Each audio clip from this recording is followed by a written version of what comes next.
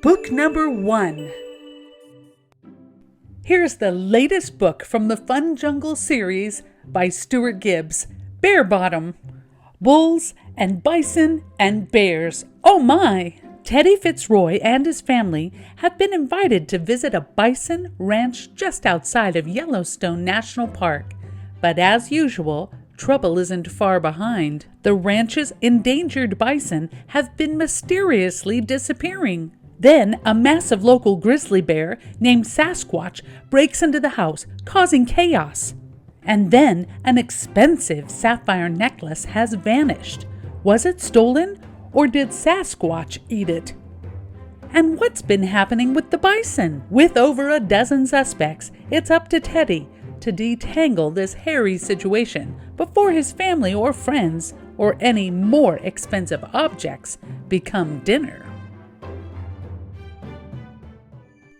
Book number 2. King of the Birds by Elise Gravel.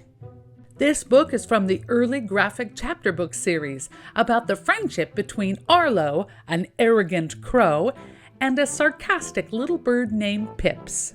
Like most crows, Arlo has a big brain, but Arlo has something else, a little pal, who's not afraid to tell him when he's being insufferable. You're not the greatest bird in the world.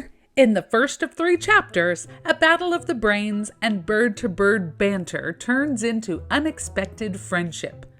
Arlo and Pip's adventure includes a visit to the big city and the beach on their first hunt for shiny things and French fries. Cool facts about crows are included in this book. Book number 3. Final Season by best-selling author Tim Green. Ben Red has football in his blood.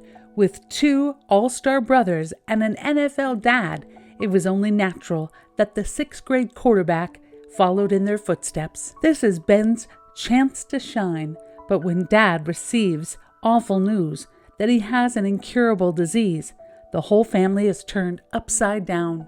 Now Ben's mom is determined to get Ben to quit football for good. Ben isn't playing just for himself, though. This might be his dad's last time ever as a coach. He can't and won't give up. Will this be his final season? This author draws from his own experiences and highlights the importance of family, community, and the love of football, while also cautioning against the risks of the beloved sport. Book number 4. War and Millie McGonigal, written by Newbery Award-winning author Karen Cushman. Millie lives in sunny California, where her days are filled with screeching of gulls and quiet waters of the bay. It should be perfect, but times are tough. Hitler is attacking Europe, and the United States may be going to war.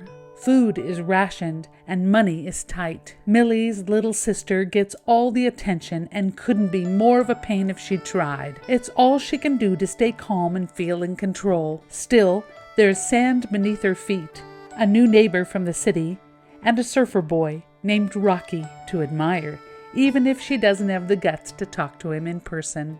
It's a time of sunshine, siblings, and stress. Will Millie be able to find her way in the family and keep her balance as the world around her loses its own? Book number 5. Back to Nature by Rachel Alpine, illustrated by Addie Rivera Sonda.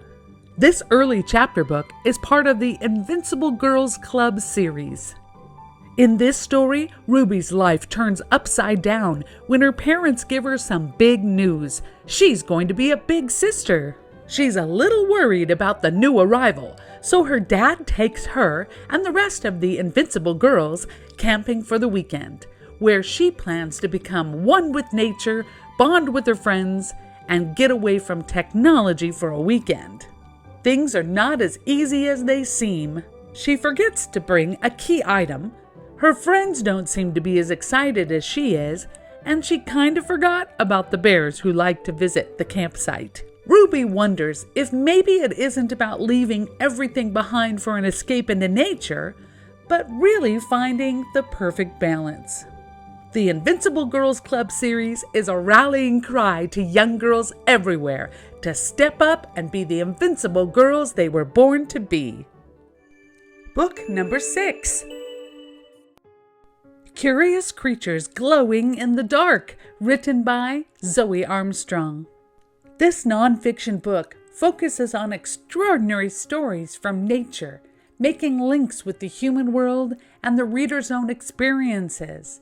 Aimed at younger readers, this book shares amazing facts with beautiful illustrations. It's sure to be a hit with younger children who are just starting to learn about the world we live in and its amazing and sometimes bizarre plants and creatures. Book number 7.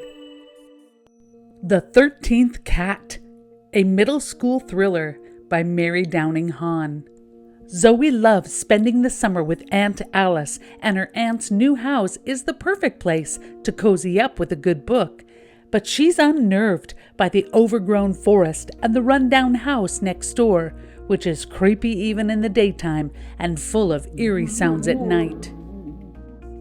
Worse, there are rumors in town that their neighbor is a malicious witch, and Zoe can't deny that the wild black cats who make their home on her property seem to be watching her. Zoe realizes there's more to the cats than meets the eye, but little does she know that the closer she comes to discovering their secret, the more danger she's in.